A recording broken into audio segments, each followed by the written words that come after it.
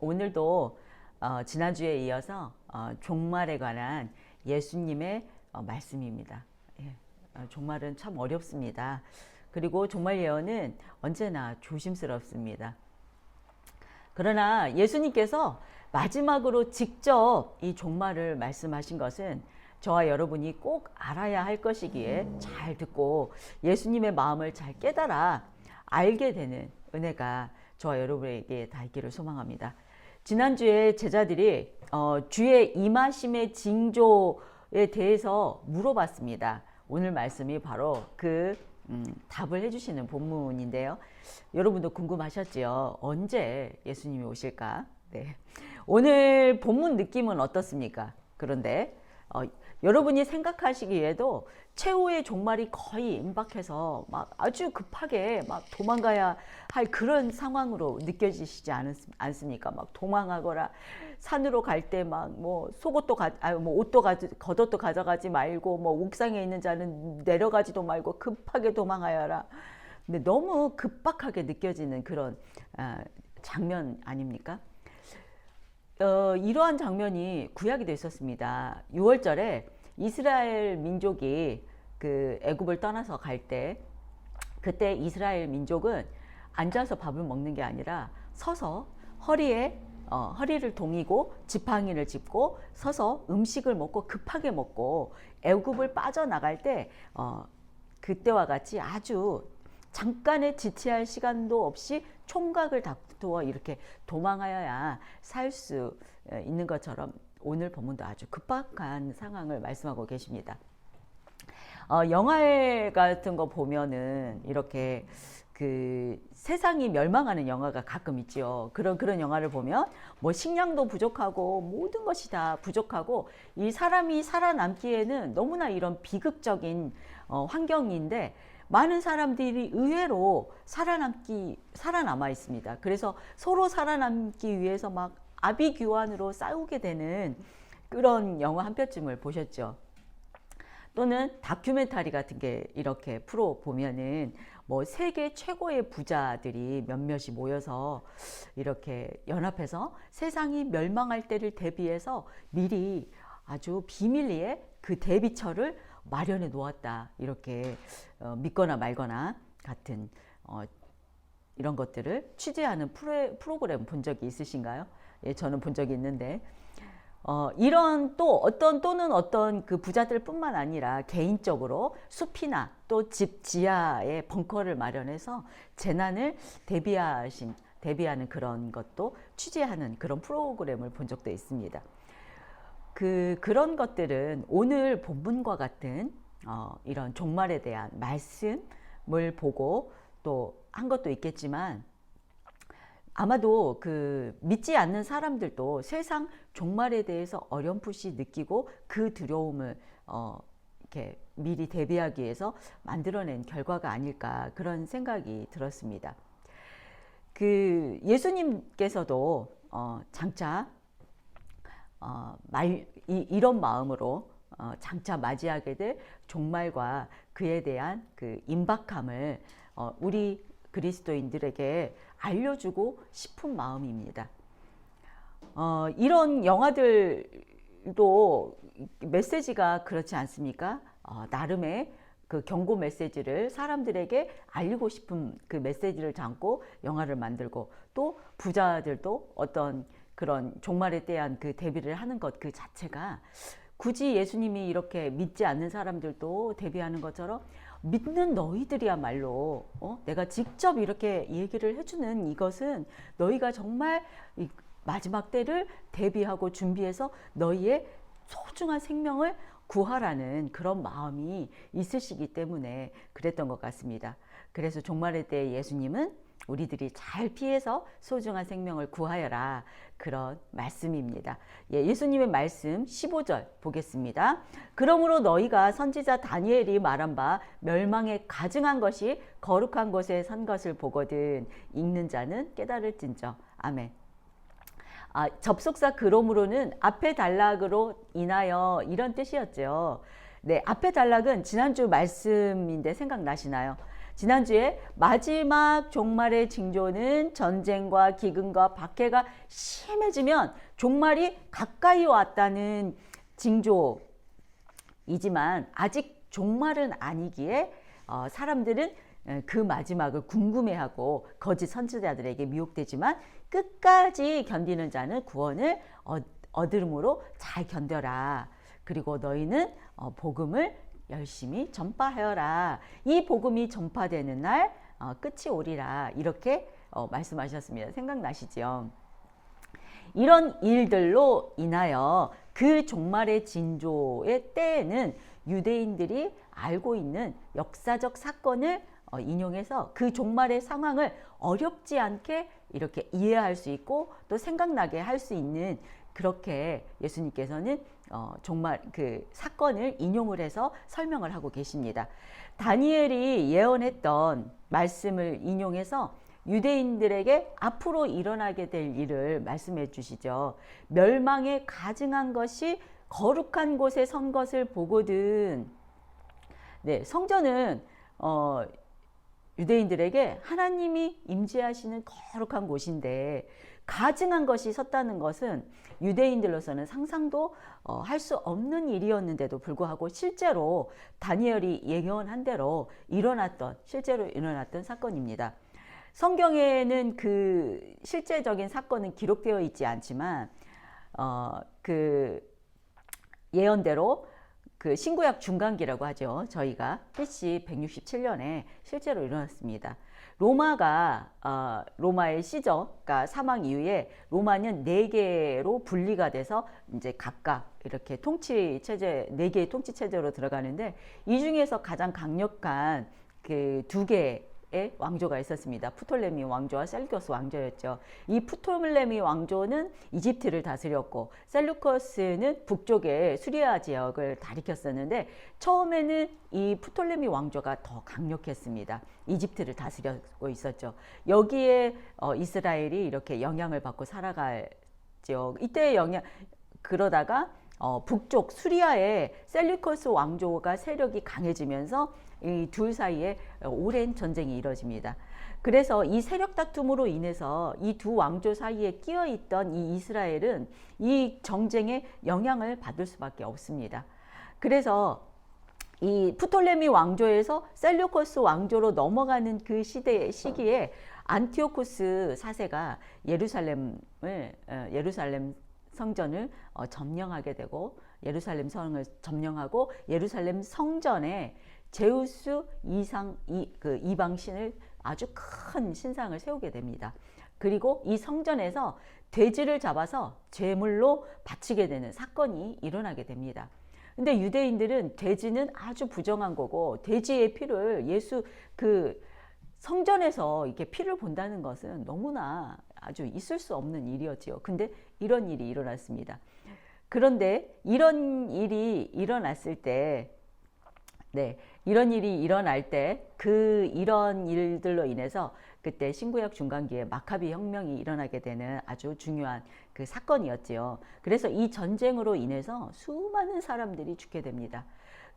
심지어 이 로마는 이 유대인들이 안식일을 꼭 지킨다는 것을 이용을 해서 안식일에 쳐들어오게 됩니다. 이 율법에 안식일에는 유대인들은 칼을 들 수가 없고 2km 이상 도망칠 수도 없기 때문에 그것을 이용해서 쳐들어오게 되지요. 그래서 그 수많은 진짜 아주 죄 없는 젊은이들과 특히 이 연약한 여인들과 이 어린 아이들이 아주 몰살을 당했다고 합니다.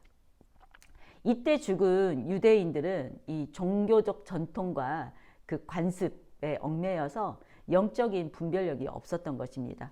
이것은 하나님이 원치 않으시는 슬픈 사건입니다.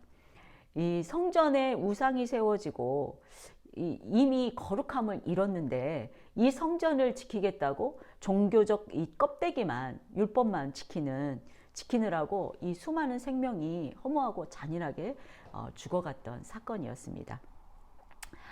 이런 사건이 또 있었죠. 우리가 예레미야를 읽다 보면 예레미야 선지자가 유다를 향해서 예언할 때도 이와 같았습니다.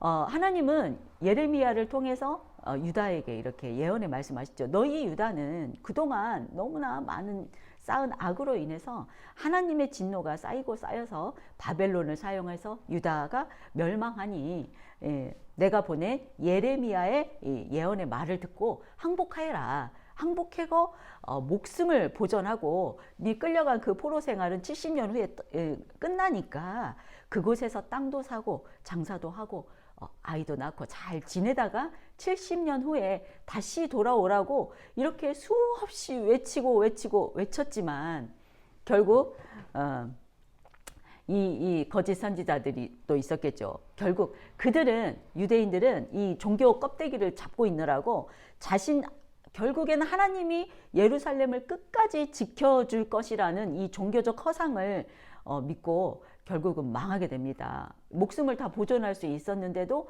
망하게 되는 것이죠. 그 마지막 왕 시드기야는 그 자신이 보는 앞에서 두 아들의 목이 잘리는 것을 보게 되고 또 자신의 두 눈도 뽑혀서 또 이 포로로 끌려가게 됩니다. 그래서 이 바벨론의 왕은 자기 자신들에게 이 항복하지 않았음으로 인하여 이 예루살렘을 약탈하라. 5일 동안 약탈하게 합니다. 그래서 그때 또 너무나 많은 연약한 여자들과 아이들까지 약탈당하고 불에 태워지고 파괴되고 예루살렘이 완전히 파괴가 되는 그런 사건입니다. 결국 많은 사람들이 죽게 되고 포로가 되고 끌려가고 디아스포라의 시작입니다. 이스라엘 백성들은 이 사건을 다 알고 있는 사건입니다. 그래서 실제로 예수님께서는 실제로 하나님의 성전에서 일어나게 되었던 그 사건들을 회상시키고 또 이러한 사건들이 또 일어날 것이라고 말씀하고 계시는 것입니다. 예수님의 말씀하시는 이 사건은 그 이후에 예수님 이후에 AD 70년에 일어날 예루살렘 성전 멸망을 예언한 것이라고 많은 학자들이 이렇게 해석을 합니다. 이후에 그 70년에 로마의 디도 장군이 성전을 점령하고 독수리 문양이 그려진 로마 황제의 깃발을 예루살렘에 꽂는 사건이 바로 성전에 가증한 것이 선 것으로 보고 이 도망가라는 그런 메시지입니다. 실제로 이 사건으로 인해서 많은 사람들이 죽게 됩니다. 네. 이때 죽은 사람이 1100만이었다고 하지요. 그리고 이 구절 말씀은 동시에 예루살렘 성전도 그 멸망을 예고하기도 하지만 그 이후에 일어날 종말에 일어날 일을 말씀하고 계신 것입니다. 종말의 때에도 하나님의 이 거룩하심이 진짜 아주 크게 손상됨을 의미하기도 합니다. 그 종말의 징조가 오거든 너희는 빨리 도망쳐서 생명을 보존하라 이 말씀입니다. 네, 16절과 18절임 16절에서 18절입니다. 그때 유대에 있는 자들은 산으로 도망할지어다. 지붕 위에 있는 자는 집 안에 있는 물건을 가지러 내려가지 말며 밭에 있는 자는 겉옷을 가지러 뒤로 돌이키지 말지어다. 아멘. 죄송합니다. 실제로 멸망의 날이 가까이 올 때에는 이 자신의 소유나 가지고 있는 소유물이나 자신의 처지나 상황은 어떤 불필요한 것이 됩니다. 빠르게 도망가야 되는데 무거운 짐을 들고 도망가기에는 이 짐이 너무 무거운 짐만 될 뿐이죠. 우리가 마치 죄에서 떠나서 하나님께 가는 그 걸림돌도 바로 우리가 가지고 있는 이 소유가 아닐까. 이 소유를 포기하는 것이 제일 어렵지 않을까 하는 생각이 듭니다. 예수님을 찾아왔던 부자 청년도 모든 율법을 다 지켜 행하였으나 마지막에 놓지 못하고 구원을 받지 못하는 이유가 바로 그가 소유가 많음으로 인함이었습니다. 이렇게 나와 있죠. 그리고 도망은 즉각적이어야 합니다. 뭐 자기의 상황과 어떤 것들을 그렇게 막 생각하고 따지고 그럴 시간이 없습니다. 즉각적으로 사사로운 것마저도 포기하고 도망해야 한다. 이 말씀입니다. 19절에서 20절입니다. 그날에는 아이벤 자들과 젖먹이는 자들에게 화가 있으리로다. 너희가 도망하는 일이 겨울에나 안식일에 일어나지 않도록 기도하라. 아멘. 그날에는 그에 해당하는 대명사 에케이노스는 복수형이라고 합니다. 하루가 아니라 날들임을 나타냅니다. 환난의 날이 하루가 아니라 계속될 것임을 암시하고 있습니다. 그리고 마지막 때에 아이벤 자들과 젖먹이는 자들의 이런 특별한 환경을 가진 사람들이 있습니다. 이 사람들은 연약하고 특별히 보호를 받아야 할 자들임에도 똑같이 재난을 당하기에 더욱 연민과 애통한 마음을 가지고 말씀하고 계시는 것입니다. 그리고 겨울에 도망가기에는 쉽지 않습니다. 또한 안식일에는 유대인들이 도망하는 것을 주저할 수도 있기 때문에 이 단어를 꼭 사용하셔서 이렇게 말씀하고 계십니다. 선지자 다니엘이 말한 바와 같은 결과를 또 가져올 수 있기에 이들을 위해서, 이 날을 위해서 기도하라고 하십니다. 기도하라로 번역된 프로시케스테는 현재 2인칭 복수형입니다. 너희들은 항상 기도하라 이 뜻입니다. 재앙의 날과 피난의 날을 스스로 이겨낼 수 없고 통제할 수 없기에 그 날이 최악의 날이 되지 않도록 하나님의 은혜를 구하며 기도하라는 말씀입니다. 왜냐하면 그날이 너무너무 힘들고 전무후무한 환난이기 때문에 기도 없이는 살아날 수도 없고 이겨낼 수도 없는 큰 고난이기 때문입니다. 22절입니다. 22절에서 22절입니다. 이는 그때에 큰 환난이 있겠습니다. 창세로부터 지금까지 이런 환난이 없었고 후에도 없으리라. 그 날들을 감하지 아니하며 모든 육체가 구원을 얻지 못할 것이나 그러나 택하신 자들을 위하여 그 날들을 감하시리라. 아멘. 네. 이 환난은 1차적으로는 AD 70년에 예루살렘 멸망을 얘기하고 2차적으로는 세상의 종말의 마지막 날들의 환난이 얼마나 심각한지를 보여줍니다. 여기에 모든 육체는 타고난 죄성을 가진 모든 인간들을 의미합니다. 종말의 날은 예루살렘뿐만 아니라 온 세상의 종말을 내포한 의미입니다.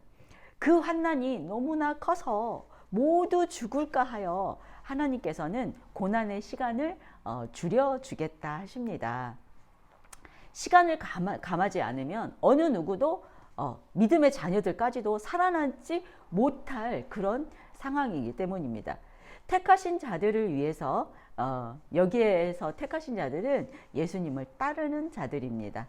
하나님은 택하신 이들을 위해서 시간을 감하여 주실 것입니다. 예수님은 그때 그의 제자들에게 예루살렘에서 도망가라고 지금 미리 가르쳐주고 계십니다. 그들의 생명을 구하는 것은 유대인으로서의 어떤 충성심으로 로마를 대항해서 싸우는 것보다 더 중요하기 때문입니다. 최후 종말의 심판 전에 환난은 1차적으로 AD 70년 예루살렘 멸망의 심판이 임했습니다.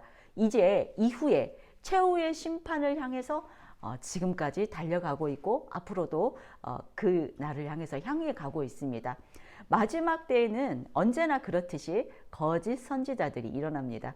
예수님은 다시 한번 거짓 선지자들을 경고하십니다. 이 거짓 선지자들이 정말 심각한 문제인가 봅니다. 23절에서 26절입니다. 그때 사람들이 너희에게 말하되 보라 그리스도가 여기 있다 혹은 저기 있다 하여도 믿지 말라. 거짓 그리스도인들과 거짓 선지자들이 일어나 큰 표적과 기사를 보여 할 수만 있으면 택하신 자들도 미혹하리라. 보라 내가 너희에게 미리 말하였노라. 아멘. 환난이 극에 달하면은 사람들은 환난에서 자신들을 구해줄 메시아를 찾게 됩니다. 이러한 사람들의 심리를 이용해서 거짓 선지자들이 곳곳에서 자신들이 그리스도라며 이렇게 소문을 뻗들입니다. 그런데 그 거짓 선지자가 한 사람이 아니라 여기저기서 각 사람들이 큰 표적과 이사를 보이면서 사람들의 환심을 사게 됩니다. 이들의 목적은 무엇입니까? 예수님의 택하신 자들을 미혹해서 멸망의 길로 인도하려는 그들의 사단의 전략입니다. 아직 믿음으로 거듭나지 못한 사람은 미혹되기도 할 것입니다.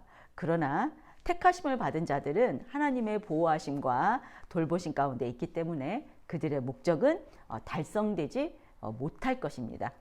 그러므로 예수님께서 제자들에게 놀라지 말라고 미리 말씀해주고 계십니다. 실제로 예루살렘 멸망의 날에 거짓 선지자들이 예루살렘은 하나님의 도움으로 멸망하지 않는다고 가르쳤었지만은 예수님을 믿는 성도님들은 예루살렘을 빠져나와서 산으로 도망해서 살 수 있었다고 합니다. 예, 계속해서 26절. 그러면 사람들이 너희에게 말하되 보라 그리스도가 광야에 있다 하여도 나가지 말고 보라 골방에 있다 하여도 믿지 말라. 아멘. 광야는 유대인들에게는 메시아의 오는 길이라는 일반적인 관념이 있습니다. 그래서 광야에 있다 미혹하는 것입니다. 그리고 골방 같은 비밀스러운 방법으로 오는 것도 아니라는 것입니다. 예수님의 재림은 모든 사람들이 볼 수 있는 상태로 나타날 것임을 예수님께서 직접 말씀하십니다. 27절 말씀입니다. 번개가 동편에서 나서 서편까지 번쩍임같이 인자의 인함도 그러하리라. 아멘. 지난주 말씀의 3절에서 제자들이 주의 임하심의 징조에 대해서 물어봤던 그 말씀의 대답입니다. 동편에서부터 나와서 서편까지 반짝인다는 표현은 하늘 이 끝에서 저 끝까지 동시에 번쩍인다는 의미입니다. 이렇게 번쩍이는 번개는 광야에 있는 사람이나 방 안에 있는 사람이나 모두 볼 수 있고 또 눈을 감고 있는 사람이 번개를 보지 못하였다 하더라도 번개 후에 천둥 소리로 번개가 쳤다는 것을 알게 됩니다. 그러므로 모든 사람들이 동시에 볼 수 있도록 알 수 있도록 공개적으로 임하게 됩니다. 동쪽에서 서쪽까지 남극에서 북극까지 모든 곳에서 이렇게 순차적으로 임하는 것이 아니라 동시에 짠 이렇게 예수님이 재림을 하는 것을 보게 됩니다. 지구상의 모든 사람들이 동시에 보고 알 수 있는 것은 이렇게 분명하게 예수님이 말씀하고 계십니다. 우리가 생각하기에 지구가 둥근데 우리나라 반대편에 있는 사람은 동시에 임할까? 예수님이 그냥 막 온 지구를 둘러싸고 내릴까? 인간적인 생각은 접으십시오. 신의 영역이기 때문에 우리가 어떻게 상상을 하겠습니까? 예수님은 번쩍 순간 동시에 모든 곳에 임하게 될 것입니다. 아멘. 자, 마지막 절입니다. 28절. 주검이 있는 곳에는 독수리들이 모일 것이니라. 아멘. 고대 근동에서 전쟁이 일어나면은 전사자가 많이 생기겠지요. 그래서 그곳에서 시체를 뜯어먹기 위해서 대머리 독수리들이 사방에서 몰려들었다고 합니다. 그것처럼 독수리가 모이는 곳에 시체가 있다는 것을 알듯이 인자의 오심도 당연하게 알게 된다는 의미라고 합니다. 한편으로는 이 구절은 여러 가지 해석이 분분한데요. 좀 애매하지 않습니까? 이 해석을 토대로 해서 제 나름대로의 생각은 이렇습니다. 예수님의 재림의 때에는 믿는 자들에게는 구원이지만 세상에는 심판의 날이기도 합니다. 그렇기에 심판자이신 주님께서 보내신 천사들이 세상 사람들을 멸하러 신속히 날아올 것을 예언한 것으로 생각이 됩니다. 재앙의 천사들이 시체처럼 부패한 죄악된 무리들을 멸하기 위해서 나오는 것이라 생각되어집니다. 시체와 같이 썩는 곳은 어느 곳 어디에 있습니까? 어떤 사람들이겠습니까? 우리가 흔히 생각하는 불법이 아주 많은 곳이겠죠. 유흥가나 환락가 같은 것도 물론 육적으로 썩은 곳이고 또 그곳에 있는 사람들도 멸망할 사람들입니다. 그리고 이단, 사이비아 같은 또 영적으로 썩은 것과 그곳에 속한 사람들도 멸망할 사람들입니다. 그날에는 재앙의 천사들이 그들을 영원한 멸망에 쳐넣을 것입니다. 그래서 마지막 때에는 더욱 영적인 분별력, 필요한 것 같습니다. 믿음의 사람들은 듣고 깨달을진저 분별하시기 바랍니다. 결론입니다. 예수님의 재림은 반드시 옵니다. 예수님이 직접 오늘 말씀에서 말씀하셨습니다. 번개와 같이 아주 분명하고 모든 사람들이 알 수 있게 옵니다. 그 사이에 받는 고난을 벗어나기 위해서 거짓 선지자들이 어떤 기적과 같은 이적을 행할지라도 그들에게는 미혹되지 말라 말씀하십니다.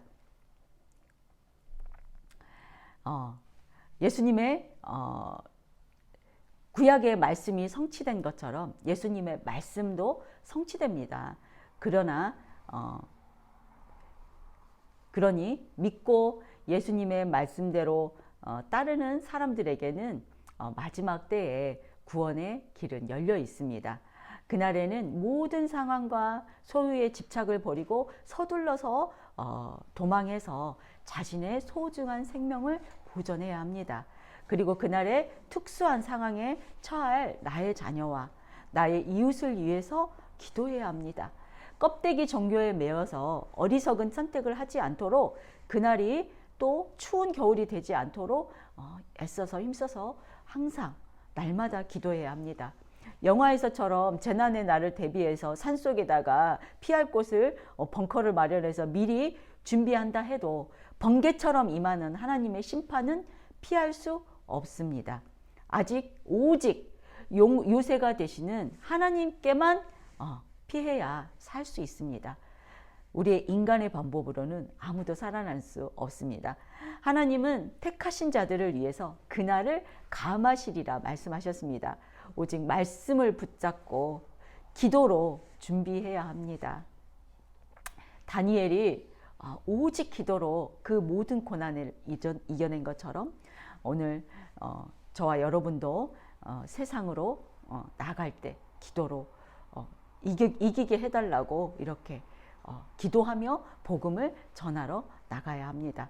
왜냐하면 복음 전파는 재림의 주님을 예비하는 길이기 때문에 우리는 기도와 함께 복음도 전파해야 합니다. 믿음으로 굳건하여져서 마지막을 잘 준비하는 지혜로운 저와 여러분이 다 되시기를 소망합니다. 찬양하고